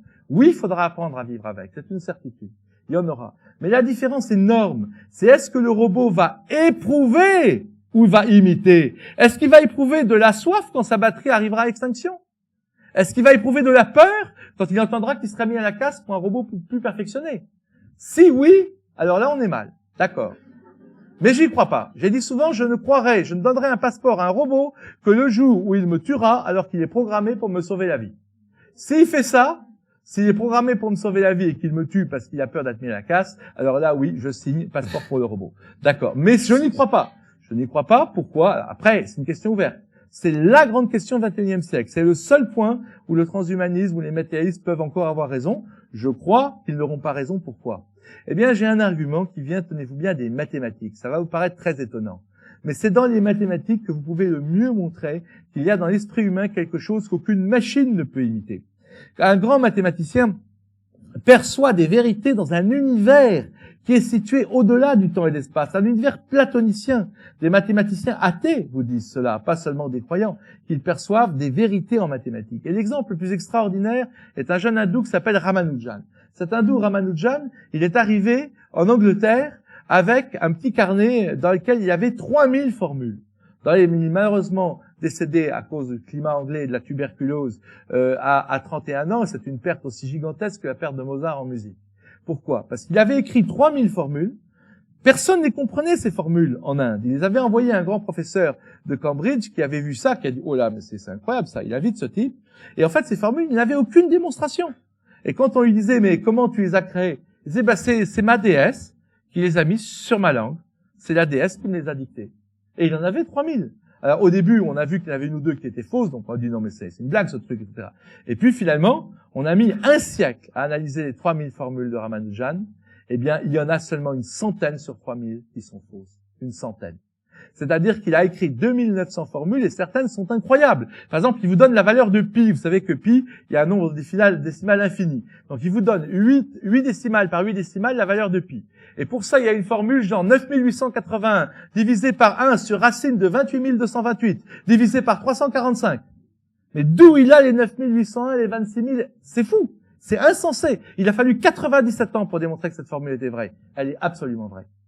Eh bien, ça, quand j'ai parlé à Cédric Villani, je lui ai dit, et Ramanujan alors? Il a répondu, ça pour nous les mathématiciens, c'est un vrai problème. C'est un vrai problème parce que justement, il y a des mathématiciens qui travaillent toute leur vie et sur un problème et soudain ils ont l'inspiration, comme on dit, qui tombe du ciel, c'est le cas de le dire. Ça, il y a des tas de témoignages là-dessus, y compris datés. C'est, en fait, on a l'intuition et la raison. Mais comme le dit un de mes amis mathématiciens, le cas de Ramanujan, c'est vraiment incroyable parce que c'est l'intuition sans la raison. Il a directement le truc. Et ça, c'est très très rare, mais ça existe. Et donc, ce genre de cas vous montre qu'il y a quelque chose dans l'esprit humain, déjà au niveau le plus rationnel qui soit, la vérité en mathématiques, qui peut avoir ce contact avec des vérités en mathématiques. Ensuite, eh bien, il y a un certain nombre d'expériences de frontières, par exemple des expériences d'approche de la mort, qui sont très intéressantes et qui, à mon avis, montreront là aussi un jour que l'esprit humain n'est pas uniquement, alors, est quelque chose qui est un truc de neurone. Alors, vous allez me dire, si vous me tapez sur la tête, je serai inconscient. Donc, ça prouve bien que ma conscience est dans le cerveau. Et si un morceau du cerveau se détracte, je pourrais plus parler. Oui, d'accord, mais une radio. Si vous tapez sur votre radio, elle fera plus de son. Et si vous modifiez les composants, eh ben, le son va être modifié. C'est pas pour autant que le son est créé par la radio, chers amis, nous savons tous. Donc, la question, est-ce que le cerveau est un iPod qui contient la musique? Ou est-ce qu'il est une radio qui reçoit la musique? Cette question est loin d'être prouvée.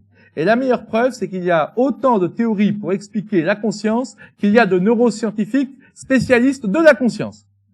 Contrairement au darwinisme, il y a une théorie, il n'y a pas de théorie. Ce qui montre bien qu'on regarde tous les neuroscans, PET scans, etc., c'est vraiment pas clair. Mon ami le prix Nobel Sir John Eccles, qui était un des rares prix Nobel non matérialistes, appelait ça la promesse du matérialisme. Il disait voilà, c'est comme demain on rase gratis, c'est on vous donnera une explication de la conscience, on vous garantit qu'elle sera matérialiste, même si on n'a aucune idée.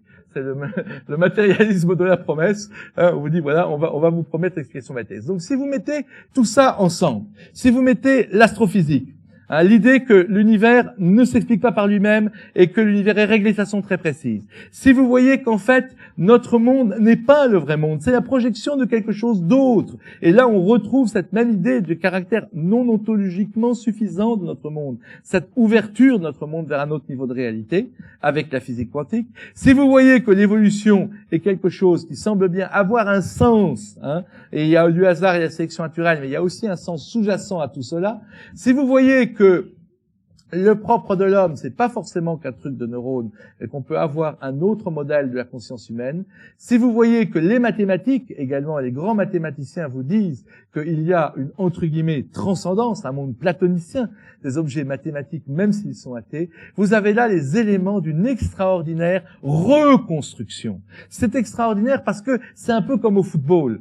Je vous ai dit, les matérialistes, Ils étaient très confiants. Ils ont dit, voilà, regardez, la raison est de notre côté, la science est de notre côté, la rationalité est de notre côté. Eh bien, chers amis, la bonne nouvelle, à tous les sens du terme, y compris biblique, la bonne nouvelle, c'est qu'on peut jouer sur terrain adverse et qu'on peut les mettre minables. On peut jouer sur terrain adverse et on peut les battre avec leurs propres règles, avec leurs propres techniques. C'est-à-dire que leurs propres règles, c'est vous n'avez le droit d'utiliser que des articles scientifiques publiés dans des revues à référer. Vous n'avez le droit de ce qui est scientifique, c'est ce qui est publié dans des revues à référer. Eh bien, voilà la règle. Vous pouvez jouer avec leurs propres règles et vous pouvez leur montrer que de l'infiniment grand à l'infiniment petit, du cerveau humain à la nature, à une autre vision du monde est possible. Cette vision du monde, entre autres, change le projet même de la science moderne. Comme je l'ai déjà dit, et ça c'est essentiel, c'est-à-dire pouvoir tout expliquer. Nous savons que nous ne saurons pas tout, dans un certain nombre de cas, c'est absolument démontré, et c'est un progrès de nos connaissances. C'est pas une perte de connaissances. Savoir que nous ne saurons pas tout, c'est un progrès, évidemment, de nos connaissances aussi. Donc vous voyez, c'est ça qui peut mener à un réenchantement du monde, c'est ça qui peut cesser de faire de nous des schizophrènes, des gens coupés entre ces deux cultures, comme je le disais en commençant. On peut avoir maintenant une vision réunifiée, d'un côté de la raison et de la rationalité, et de l'autre de la religion et de l'idée que l'univers a un sens. Et heureusement, parce que la religion et la transcendance, sans la raison, ça peut générer des monstres, et nous le voyons bien, et la raison sans la transcendance, ça génère le désenchantement du monde, comme nous l'avons vu. Donc, heureusement, nous avons maintenant la possibilité de reconstruire un monde porteur de sens.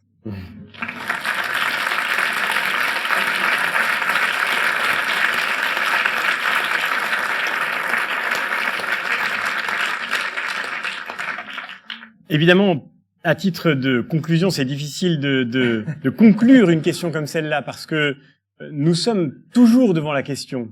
C'est l'expérience que nous faisons si souvent en philosophie que le travail que nous pouvons faire ne suffit pas à refermer les questions. Mais du moins, nous pouvons tirer de cette réflexion et de ce magnifique exercice auquel vous venez de vous prêter, nous pouvons retirer de cette expérience le fait que, précisément, la responsabilité de la question demeure sur nous.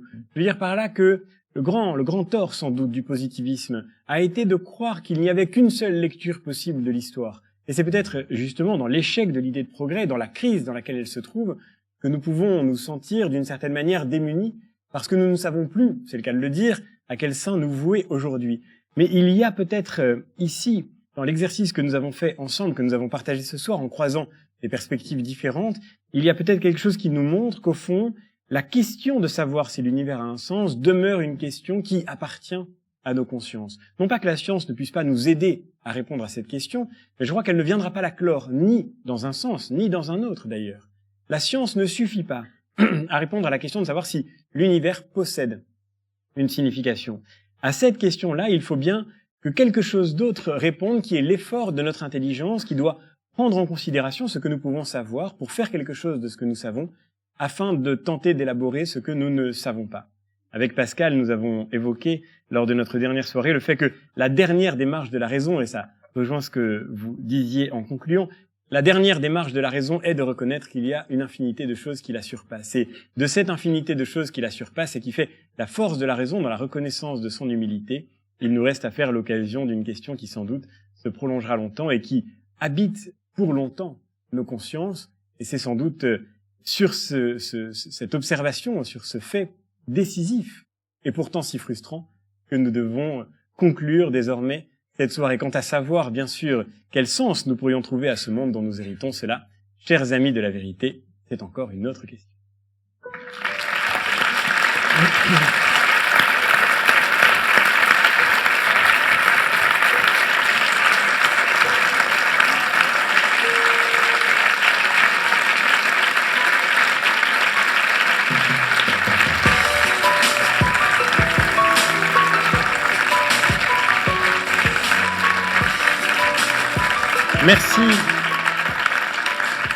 Merci infiniment, et je voudrais ce soir vraiment de tout cœur dire un immense merci à Jean Stone d'être venu ce soir et d'avoir partagé cette soirée avec nous. On peut le remercier encore.